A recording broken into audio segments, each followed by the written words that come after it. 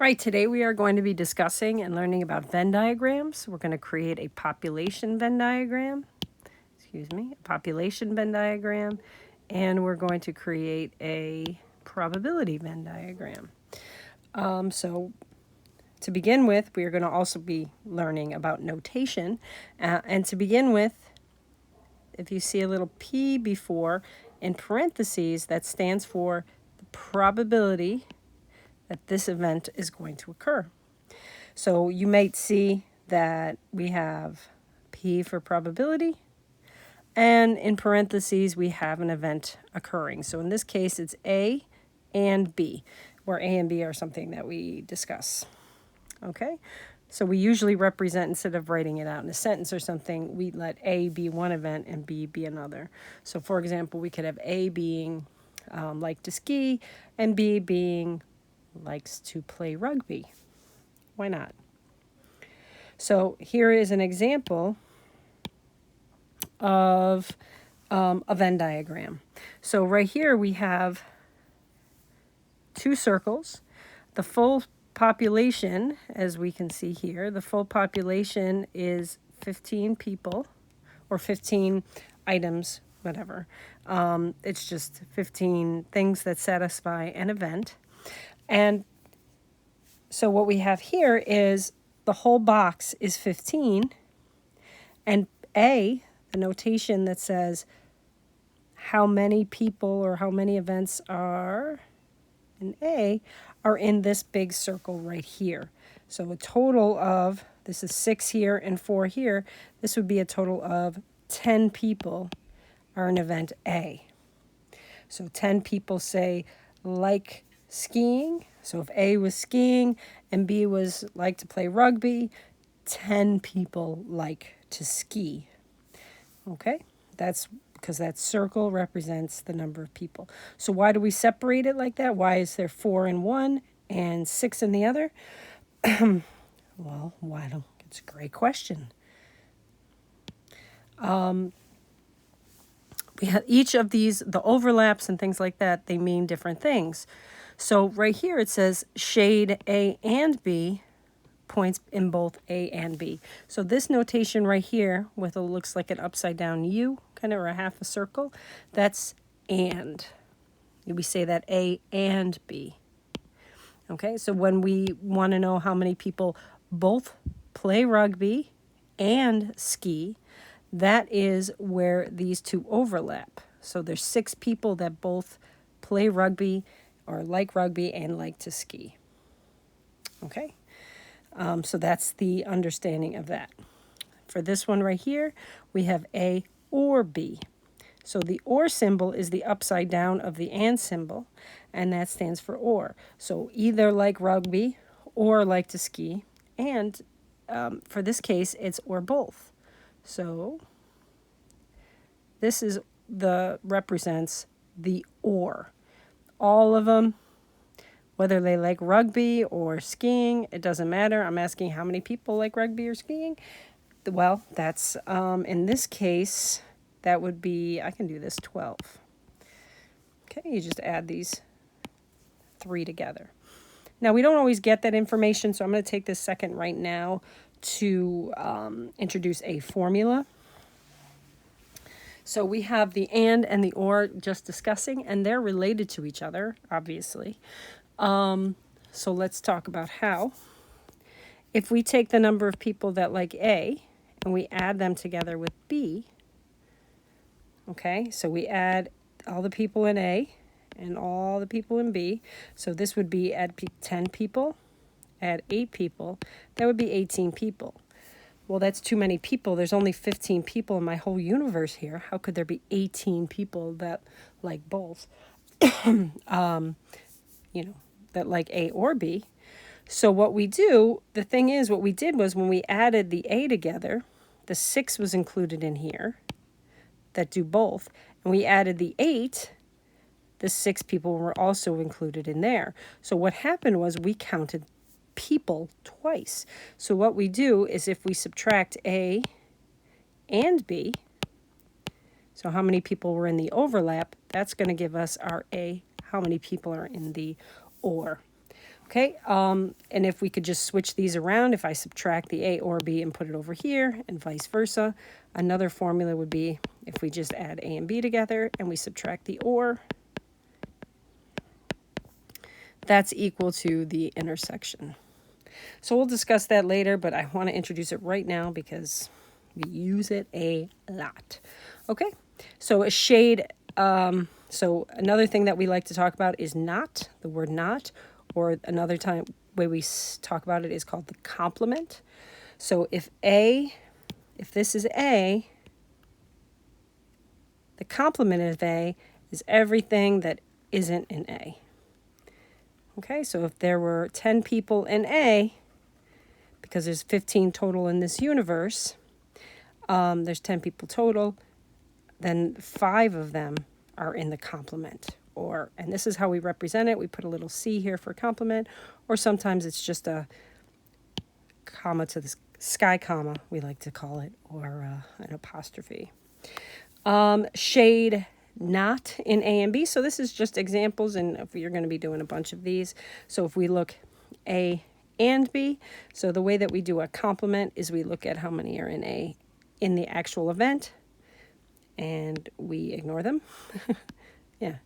How many are in the event, and we do everything except them. So 6 people like doing both. So this is basically saying how many people don't do both. So that would be 9. Moving on. So just more examples of how you can see this. So it's saying not in A or B. That would look something like this. And we're going to do bunches of them like this. So we look at where A or B is. This is A or B. That's both circles added together, or the full circles. Everyone that does not play rugby. So someone likes to crochet or knit, and they don't ski or play rugby, well, that would be these 3 people here. Okay. So we're going to create some Venn diagrams, and we're going to see how amazing we do. So out of 40 students, so that means I have this box, and that's my population. Total of 40 students were surveyed, let's say. 14 are taking English composition. So this is my English, and we have chemistry. So 14 people. So that circle right there would be 14 people. That circle right there would be 29. Now, the reason I can't put them in the little circles is because if I add those two together, I'm going to get more than I need. So what we have to do is we have to figure out how many people are in this overlap here. Okay?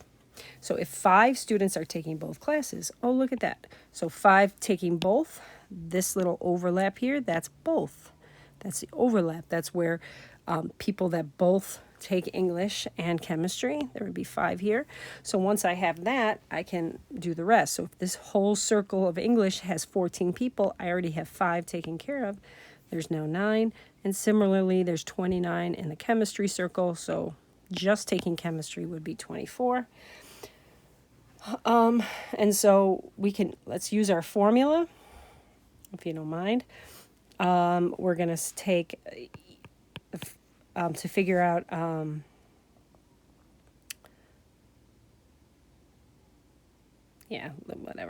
to figure out how many people take English plus chemistry, and we're going to subtract the overlap, English and chemistry. Obviously, you could add these three numbers together, but I want to introduce this concept. So English, there's 14 people in English. There are 29 people that take chemistry, and we are going to subtract both, which is 5. And if I do this all up, that's 38. So 38 are doing English or chemistry, this whole concept right there. That's 38 people. So if 38 people are doing English or chemistry, 40 people were surveyed, that means 2 people aren't doing either. So now that we have the full Venn diagram taken care of, we now can answer these questions. How many people are taking just chemistry? That's 24. What is the probability that a student is taking both classes? So probability is the event. So how many people in the event on the top? So that would be 5. And then over the total. So that would be 40. What is the probability that a student is taking chemistry? So full chemistry is 29. That's the full circle out of 40. Probability that a student is just taking English composition, just English, that means not chemistry, that's 9 over 40. That's this number right here. Okay, so once we have the Venn diagram created, we can do just about anything. All right, so let's do another one. In a group of 50 students, so we have a box, there's 50 students here. 18 take chorus and 26 take band. So we have a circle here. So chorus and band. So this number here, that circle for chorus is 18 people. This circle for band is 26. So 36 students are enrolled in chorus or band. So we're going to use our formula here because what we actually need to find is the overlap. We will need to find how many are in both. So I know if I add 18 and 26 together, so I'm going to do chorus plus band minus chorus or band, and that is going to give me the overlap, or chorus and band. Okay, so we have 18 plus 26, so that's 44. Oh my goodness. Sorry. And then we're going to subtract 36 because that's our how many people should be in the two circles, and we get 8. So that means 8 people were counted twice, so 8 goes there. And we have chorus. Just chorus is 10 because the circle should be 18. This one, just band, is 18. And to figure out the total, we have 36 people in chorus or band, so 50 minus 36, so 50 was the total. Minus 36 is 14, so 14 people take neither. And then we can answer any question you want. How many students are enrolled in both classes? Well, 8. So this is a how many question, so it's not probability. So I'm just putting how many, and I'm putting the number. How many are not in either? 14. Okay? So what we want to do here is we have this situation, and we want to create a Venn diagram of probability. So I want to show you what that looks like real quick. We have probabilities. So instead of how many, we have in each of this Venn diagram, in each of the circles, we have probability. So the probability of in this universe, 50 people, that I'm going to pick someone in this group is always 1. So the total for probability in the box is always 1. So when I add up all the other probabilities, that's what I should get. So each of the little pieces that we're doing here, so if I have 10 that are just taking chorus, that means 10 out of 50 people are taking chorus, or if we like, 0.2. Fractions are completely fine either way, unless you're told doesn't matter. Okay, so I just take each, oh my goodness, each of these,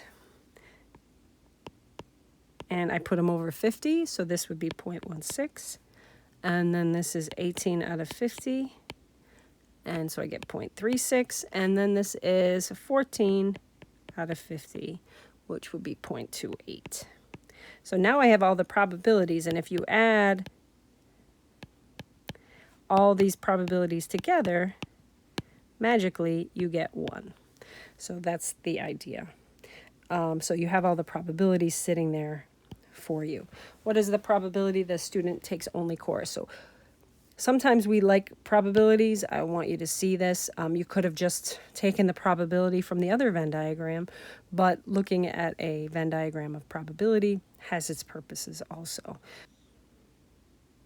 All right, so now we want to answer some questions. Now I'm going to translate these into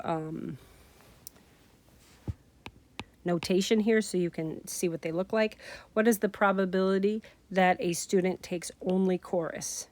Meaning that they take chorus, but they do not take band. They take chorus and not band. So that would be only chorus. So that would be our point 2. Logically, it makes sense, but I just want you to see what it looks like without with the set notation. What is the probability that a student takes band? So here's the band. So that's the full circle. So probability that that one of these students takes band. If you add 16 and 36 together, you get 0.52. What is the probability that a student doesn't take either class? So probability that someone takes band or chorus, but does not take it. So does not take band or chorus. And so that would be our 28 or 0.28. What is the probability that a student takes both classes? So the probability that student takes band and chorus, that's the overlap, so that would be 0.16. So I just wanted you to see this notation in context. I won't ever have you actually write it, but you may have to see it and be able to interpret it. All right, have a wonderful day, and we'll see you tomorrow.